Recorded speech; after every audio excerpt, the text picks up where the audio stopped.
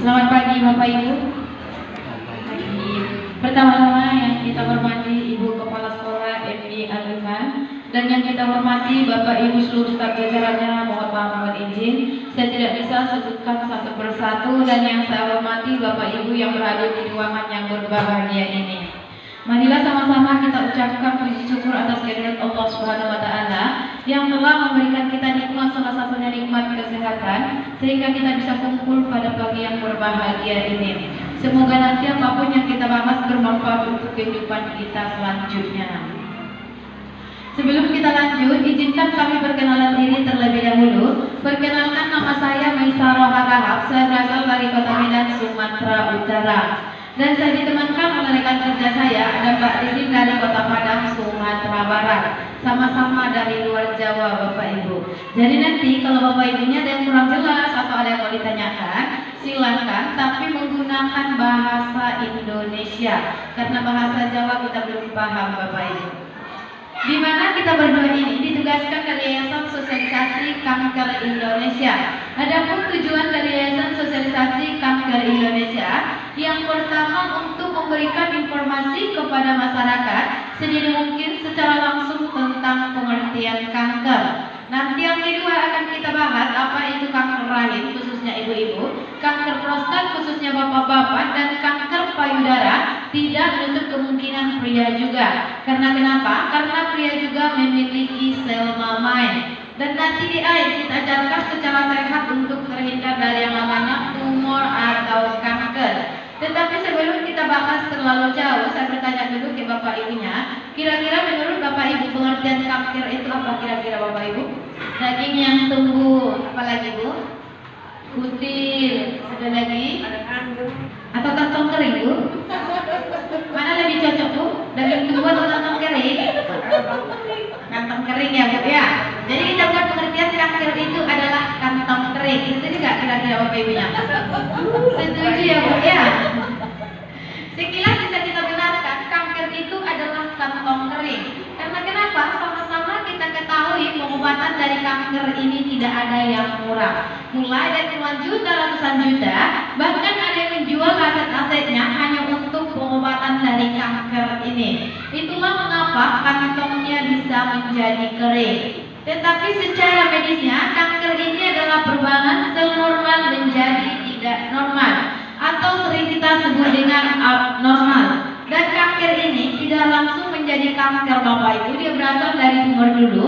Yang pertama tumor jinak dan yang kedua tumor ganas. Di mana tumor jinak ini pertumbuhannya sangat lambat, bahkan ada di tubuh kita tidak mengetahuinya. Karena kenapa? Dia tidak sakit, tidak mengganggu aktivitas kita. Tapi kalau kita biarkan, dia akan mengganas. Kalau sudah mengganas, barulah kita sebut nanti menjadi kanker ataupun kanker. Dan kanker ini bisa berpindah-pindah ke bagian tubuh kita yang lainnya melalui pembuluh darah atau sering kita sebut dengan bermetastasis namanya. Bapak Ibu pernah dengar gak seseorang di masyarakat yang terkena kanker payudara yang sebelah kanan tidak menutup kemungkinan sebelah kirinya juga akan terkena, atau ke bagian tubuh yang lainnya. Karena kenapa Bapak Ibu? Dia akan terus berpindah-pindah melalui pembuluh darah kita. Tumor atau kanker bisa tumbuh di mana saja, di pundak belakang, lengan dan di kaki, di leher bagian belakang dan di leher bagian depan. Atau bahasa Jawanya ini sebutnya dengan uci-uci. Bapak Ibu tahu uci-uci? Tahu. Dan yang paling bahayanya bisa tumbuh di bagian terlunak tubuh manusia, salah satunya di bola mata. Beda dengan katarak. Kalau katarak dia warna putih melingkar, kalau ini seperti lemak kecoklatan melingkar di bola mata kita. Dan yang ini adalah lipoma, satu lapis bawah kulit. Ini adalah proses pengangkatan tumor, dan yang ini adalah tumor yang berhasil kita angkat. Menurut Bapak Ibu, faktor pemicu kanker itu kira-kira apa Bapak Ibu? Genetik atau keturunan. Jika salah satu silsilah keluarga kita sudah memiliki riwayat penyakit kanker ini, baik dari ayah, ibu, kakek, nenek, tidak menutup kemungkinan 7 keturunan akan terus diturunkan. Karena kenapa? Dia akan terus mengalir melalui pembuluh darah kita. Jadi bukan cuma harta yang diwariskannya Bapak Ibu ya, penyakit juga bisa diwariskan nantinya. Dan faktor yang kedua ada kimia dan fisika. kimia ini dipancarkan oleh polusi udara, salah satunya asap kendaraan, asap pabrik, dan yang terdekat dengan kita asap apa, Pak? Bapaknya merokok?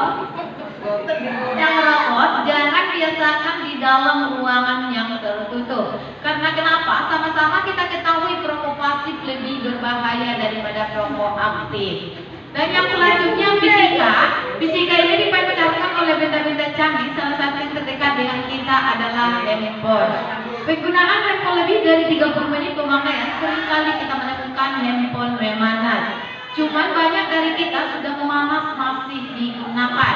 Apalagi yang paling bahayanya di charger sambil chattingan atau teleponan. Karena kenapa Bapak Ibu? Radiasinya meningkat 1000 kali lipat daripada pengguna biasanya.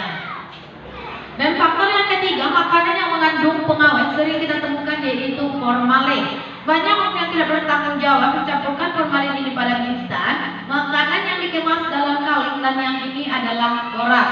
Borax ini digunakan sebagai zat pengenyal makanan, sering kita temukan pada adonan bakso, lontong, ataupun sosis. Ada yang suka bakso Bapak Ibunya?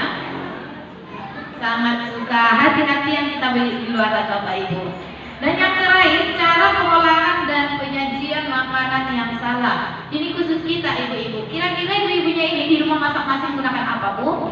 Kompor, magicom. Kenapa magicom, Bu? Tempat praktis ya, Bu, ya? Iya, tapi magicomnya tidak salah. Seringkali pengolahan kita salah. Karena kenapa? Pencolokan nasi yang terlalu lama, seringkali kita menemukan nasi menguning tapi tidak berbau. Sering nggak Bapak Ibu? Kalau sudah menguning, nasinya diapain, Bu? Yakin dibuang? Kalau dibuang, alhamdulillah. Tapi banyak ibu kreatif di sekitar kita diolah menjadi nasi goreng. Atau sering kita perhatikan di sekitar kita dijemur menjadi kara, dijadiin kerupuk ya Bu ya. Sebenarnya Bapak Ibu, nasi yang sudah menguning ini nggak boleh lagi kita konsumsi. Karena kenapa? Dia sudah mengandung jamur. Nama jamurnya Aspergillus flavus. Walaupun kita goreng jamur ini tidak akan mati. Dan faktor yang terakhir yaitu penggunaan minyak goreng lebih dari 3 kali pemakaian. Kenapa kita nggak boleh menggunakan minyak goreng yang berulang-ulang? Karena dia sudah mengandung zat radikal bebas. Sama-sama kita ketahui zat radikal bebas ini adalah pemicu kanker di seluruh tubuh kita. Dari faktor-faktor tersebut seperti inilah kanker menimpa tubuh manusia. Sebenarnya Bapak Ibu, kanker ini bukanlah penyakit, tapi kanker ini adalah bagian dari sel makhluk hidup. Setiap makhluk hidup sudah memiliki sel kanker di tubuh masing-masing. Bahkan saya pun yang duduk di depan ini sudah memiliki sel kanker di tubuh saya. Cuman aktif atau tidaknya tergantung pola hidup kita sehari-hari nantinya. Masuk kita di yang pertama yaitu kanker prostat. Ini khusus bapak-bapaknya, nanti ibunya disampaikan ke suaminya yang di rumah, Bu.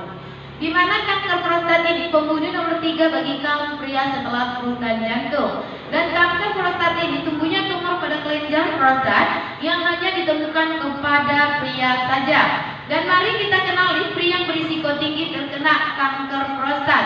Dilihat Pak, ada nggak ciri-cirinya sama bapaknya atau sama suaminya, Bu? Ingat dulu. Yang pertama, pria yang berkulit hitam. Ibunya lupa, suaminya hitam atau putih yang berkulit? Hitam, Bu? Hitam. Dan yang kedua, pria berprofesi sebagai supir petani orang kantoran, atau pria suka mengangkat berat melebihi berat badannya, atau pria yang terlalu banyak duduk. Karena kenapa? Sehari-harinya pria menghasilkan sel sperma 6 sampai 120 juta sel sperma. Kalau banyak duduk, itulah akan menjadi benih kanker prostat nantinya. Dan yang ketiga, pria yang suka main keras atau perokok aktif. Dan yang terakhir, mohon maaf, ini harus kita sampaikan Bapak Ibu, hubungan suami istri yang sangat jarang atau pria terlalu sering menahan hasratnya. Aman kira-kira, Bu? Aman. Masih sanggup 3 kali sehari? Mari kita kenali gejala awal dari kanker prostat. Yang pertama, susah buang air kecil atau terlalu sering buang air kecil. Saat buang air kecil terasa sakit, tidak tuntas, menetes-menetes, atau bahasa masyarakatnya anyang-anyangan. Dan yang kedua, sering sakit di bawah perut seperti turun perut, sakit di bawah punggung, dan sering sakit di pergelangan paha. Jika bapaknya atau suaminya merasakan salah satu dari gejala ini, jangan dibiarkan.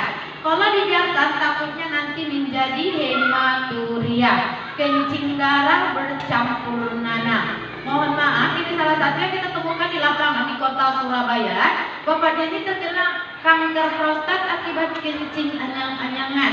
Kebiasaan masyarakat kalau tidak terlalu sakit tidak akan mau datang ke tenaga kesehatan. Selagi bisa dibawa bekerja akan terus dibawa bekerja. Ujung-ujungnya datang ke kita sudah seperti ini. Kalau sudah seperti ini, barulah datang ke tenaga kesehatan terdekat atau ke kita Bapak Ibu.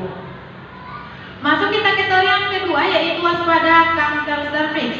Kenapa waspada kanker serviks ini adalah pembunuh pertama bagi kita kaum wanita? Mari kita kenali wanita yang berisiko tinggi terkena kanker serviks. Yang pertama, wanita yang sering bergonta-ganti pasangan. Dan yang kedua, wanita yang melakukan seks bebas atau menikah di bawah usia 16 tahun. Dan yang ketiga, wanita yang tidak pernah menjaga kebersihan alat kelaminnya atau wanita yang jorok. Kira-kira poin nomor 3 ini aman ibu-ibunya? Aman tuh?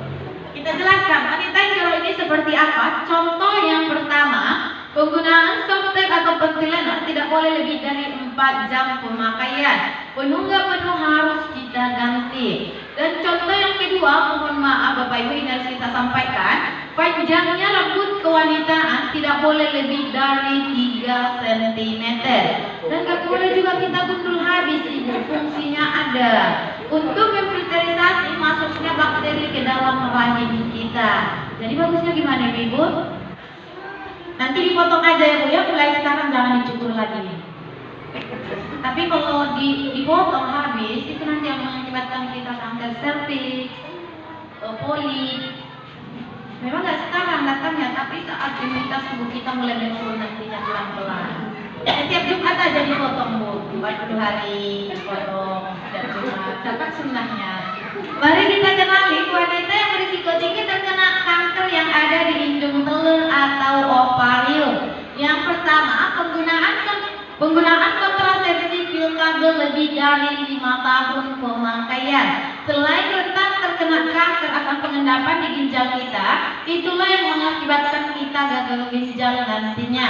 Dan yang kedua, wanita yang terus bekerja di malam hari. Untuk poin nomor 2 ini, wanita yang tidak tidur di jam 11 sampai jam 12 malam. Karena kenapa? Di jam 11 sampai jam 12 malam ada hormon wanita yang bekerja.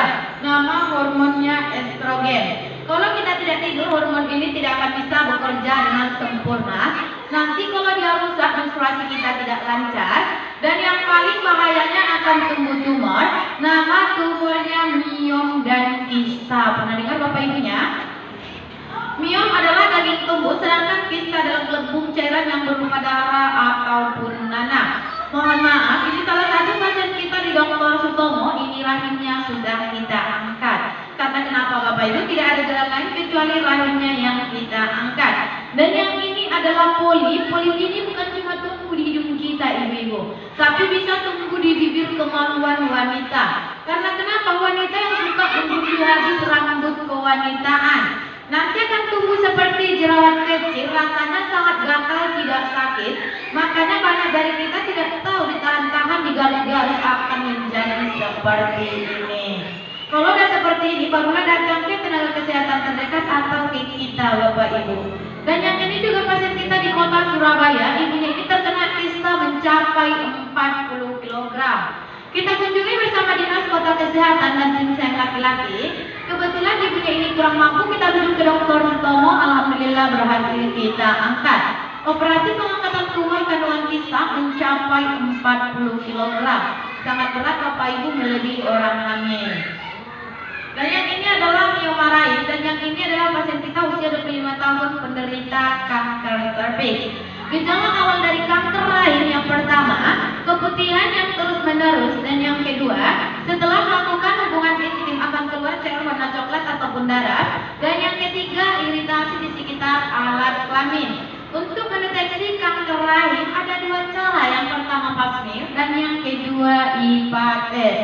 Kira-kira ibu-ibunya ada yang muda Bu? Baik, untuk ibu-ibunya yang sudah aktif hubungan intim, mohon maaf wajib memeriksakan salah satu dari ini. Kalau ibunya mau pasmir ini berbayar sekitar 200.000 rupiah. Alatnya seperti cucur bebek dimasukkan ke dalam vagina kita, hasilnya agak lama, mau 1 minggu baru keluar hasilnya. Dan untuk pasmir ini sekali dalam 1 tahun. Jadi kalau ibunya nggak mau yang berbayar, siapa tahu suka yang gratisan, ini yang gratis, IPATES, program dari pemerintah diturunkan ke semua puskesmas, diberikan ke seluruh lapisan masyarakat secara gratis. Biasanya di bidan desa ada ibu-ibu, mungkin nggak ada sosialisasi, makanya ibu-ibunya nggak tahu. Nanti silakan ditanyakan di bidan desa biasanya ada, ini secara gratis, cukup sekali dalam 5 tahun, dalam 1 menit hasilnya langsung keluar. Jadi nanti terserah ibu-ibunya mau yang mana, mau yang berbayar ada pap smear, mau yang gratisan ada IPATES. Kira-kira mau yang mana ibu-ibunya? Nanti langsung keluar nanti hasilnya. Tunggu 5 menit udah keluar paling lama. 5 menit udah langsung keluar. Karena langsung ada alatnya nanti di sana. Itu udah bayar ya yang berat? Enggak, gratis. Puskesmas, setiap daerah ini ada. Tapi yang lebih akurat pap smear. Tapi berbayar. Masuk ke kategori yang terakhir yaitu kanker payudara. Paling banyak kita temukan di Jombang.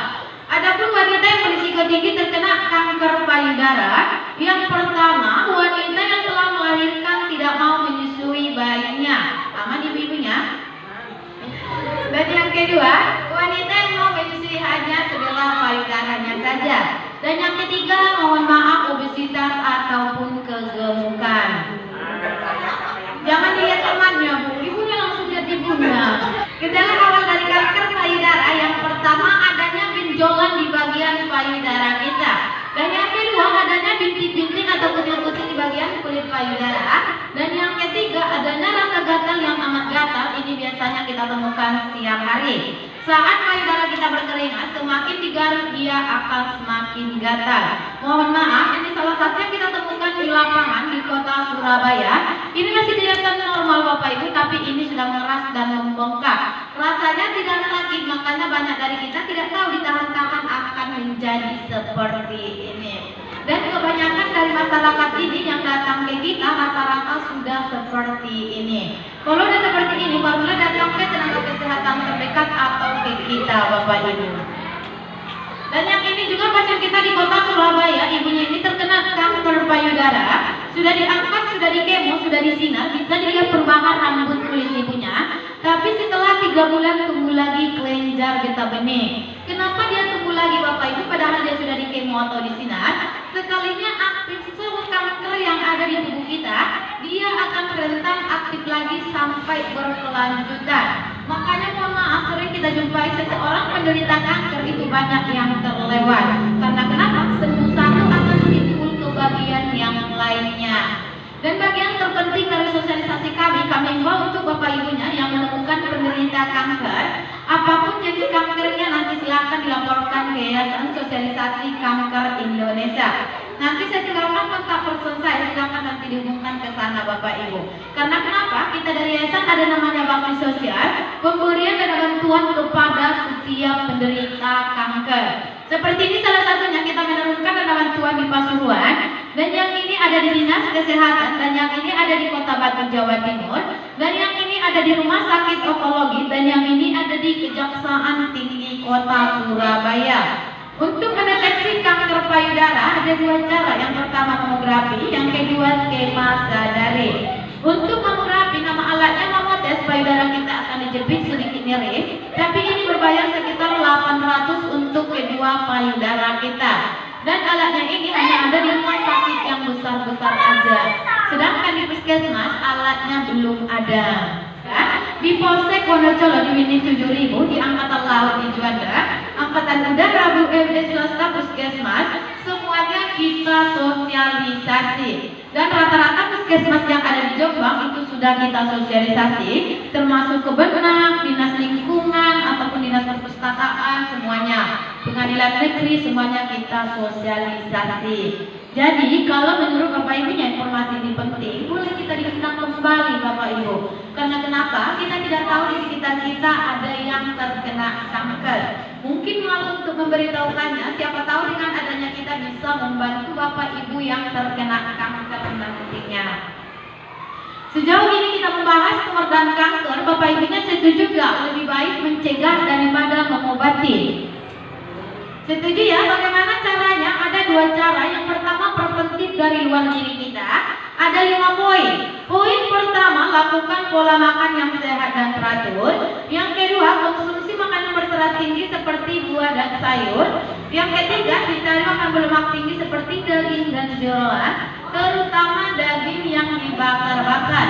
Dan yang keempat, hindari makan mengandung karsinogen atau pengawet.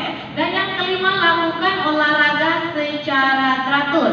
Jika kita bisa melaksanakan kelima poin ini, insya Allah kita akan terhindar dari yang namanya tumor atau kanker. Amin ya Rabbal. Kita juga poin nomor 4 Ibu, menghindari makan mengandung karsinogen atau pengawet. Karena kenapa? Kita berikan contoh kesininya aja. Di rumah kita masak menggunakan kaldu sapi, kaldu ayam, kaldu jamur, masako, roiko, ajinomoto. Secara tidak langsung kita sudah memupuk sel kanker yang ada di tubuh kita. Belum lagi yang kita beli di luaran, makanan yang cepat saji. Kita berikan contoh yang terdekat dengan kita adalah bakso. Kira-kira itu pakai mecin atau tidak Bapak Ibu? Enak. Gak gurih ya Bu ya? Kalau rasanya sulit, kita beralih ke yang kedua. Bagaimana caranya preventif dari dalam diri kita? Ada 2 poin. Poin pertama, lakukan suntik imunisasi kekebalan tubuh. Suntik ini dilakukan 3 kali selama 6 bulan. Nama suntiknya HPV, Human Papilloma Virus. Ada yang bilang kira-kira Bapak Ibunya? Ini dikasih pemerintah secara gratis hanya untuk kelas 5 dan kelas 6 SD dengan karena pencegahan kanker serviks selama 5 tahun ke depan. Tapi hanya untuk pencegahan, bukan pengobatannya Bapak Ibu ya. Kenapa Bapak Ibu? Ini tidak ada gratis untuk yang kita yang umum. Yang gratis hanya untuk kelas 5 dan kelas 6 SD. Sedangkan untuk kita sekali suntiknya sekitar 1 juta, wajib 3 kali suntik untuk 5 tahun ke depan. Dan nanti untuk ibu-ibunya yang mau vaksin biasanya dites dulu vaksin atau dipates. Karena kenapa? Kalau sudah positif kanker nggak boleh divaksin lagi. Kira-kira 3 kali suntik 3 juta mahal Bapak Ibu? Tapi kalau rasanya mahal dan terus bapaknya bagaimana cara pencegahan kanker prostat? Kita cari caranya yang gratisan. Kalau sudah kita cari cara yang gratis, bagaimana caranya mengkonsumsi tumbuhan alami yang mengandung zat anti kanker? Namanya ribosom inactive protein. Ada yang tahu nama tumbuhannya Bapak Ibu? Ini mudah kita dapatkan secara gratis yang ada di sekitar kita. Apa kira-kira nama tumbuhannya? Iya, daun kelor Ibu. Nanti kita konsumsi 1 gelas per hari selama 1 tahun, itu menghindari kita untuk 5 tahun ke depan. Untuk pengobatan pagi, siang, sama malam selama 1 tahun. Nanti diseduh dengan air panas, daun yang masih muda ya Bu ya. Tunggu 2 atau 3 menit, warna hijau kekuningan airnya yang kita minum. Iya Bu, diseduh, nanti daunnya dibuang aja. Baik, sebelum kita mengenalkan tumbuhan yang paling tinggi zat anti kankernya, kita lihat dulu fungsi dari tumbuhannya Bapak Ibu.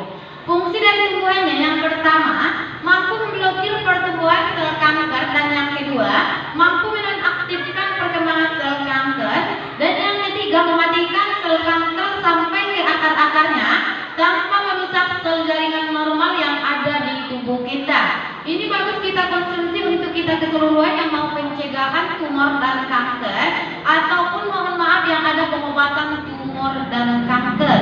Untuk tumbuhan yang pertama, penemuan dari Universitas Kedokteran Erlangga mengandung zat anti kanker 50%. Apa nama tumbuhannya Bapak Ibu? Lompong kalau bahasa Jawanya. Kalau kita sebutnya keladi tikus. Iya, dia tuh nggak mau besar, cuma sekitar 30 cm nanti tingginya. Kalau ya, kalau ada, boleh nanti diambil batang daun bunganya, dipotong kecil-kecil, dicuci bersih, dikeringkan di dalam ruangan. Kalau sudah kering berbentuk teh, itulah yang mengandung zat anti kanker 50%. Caranya bagaimana? 1 sendok teh diseduh dengan air panas, baru airnya yang kita minum nantinya. Dosisnya bagaimana? Untuk kita keseluruhan yang mau pencegahan tumor, kanker ataupun uji-uji, cukup 1 kali sehari selama 6 bulan. menghindari kita untuk 5 tahun ke depan. Dan dosis yang kedua, mohon maaf, yang positif kanker, uji ataupun tumor, dosisnya dinaikkan pagi, siang, sama malam selama 6 bulan. Jelas Bapak Ibu? Kita lihat temuan yang kedua, karena kenapa? Ini sudah kita temukan di Jombang, adanya di Wonosalam. Sama-sama penemuan dari Universitas Kedokteran Erlangga mengandung zat anti kanker 50%. Apa nama temuannya Bapak Ibu? Ya, kalau bahasa Jawanya kemade ya Bu ya. Kalau kita sebutnya benalu. Iya, memang banyak khasiatnya itu, banyak yang tidak tahu. Tapi tidak semua benalu. Benalu yang hanya hidup di pohon kopi atau pohon teh. Untuk benalu kopi ada di Wonosalam, untuk benalu teh ada di Malang di Lawang. Yang benalu ini kalau ada benalu teh, benalu kopi nanti diambil semuanya Bu.